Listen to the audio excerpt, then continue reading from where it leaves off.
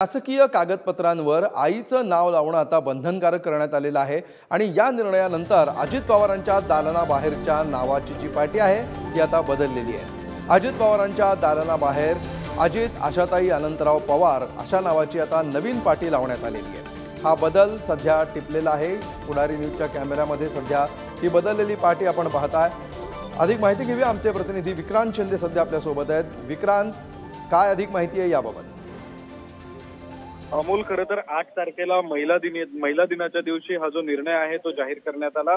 खरं तर या जागतिक महिला दिनाच्या दिवशी राज्याचे जे 4थं महिला धोरण जाहीर करण्यात आलं, त्यानुसार आईचं नाव लावणं जे आहे ते बंधनकारक करण्यात आलं आणि याचीच अंमलबजावणी जी आहे उपमुख्यमंत्री आणि वित्तमंत्री असलेले अर्थमंत्री असलेले अजित पवार यांच्या कार्यालयाच्या बाहेर आपल्याला पाहायला मिळते। या पाटीवर खरं तर त्यांच्या आईच्या नावासकट ही जी पाटी आहे ती लावण्यात आलेली आहे। मंत्रालयाच्या 6व्या मजल्यावर असलेलं त्यांचं जे कार्यालय आहे त्याच्या बाहेर ही पाटी आपल्याला पाहायला मिळते। खरं तर या 6व्या मजल्यावर मुख्यमंत्री, त्यासोबतच उपमुख्यमंत्री अजित पवार, उपमुख्यमंत्री देवेंद्र फडणवीस या तिघांची कार्यालय असल्यामुळे तिथे लोकांची ये-जा जी आहे ती जास्त असते आणि त्या ठिकाणी आपल्याला ही पाटी पाहायला मिळते। त्याच्यामुळे या धोरणाची जी अंमलबजावणी आहे ती तात्काळ अजित पवार यांनी केलेली आहे आणि ती आता लोकांच्या सुद्धा निदर्शनास मोठ्या प्रमाणावर येते। निश्चितपणे, आणि याचे पडसाद आता इतरत्र उमटायला निश्चितपणे सुरुवात होईल। मंत्रालयासह इतर अनेक शासकीय कार्यालयांच्या पाट्यांमध्ये असा बदल दिसू शकतो। धन्यवाद विक्रांत तूर्त या सविस्तर माहितीबद्दल।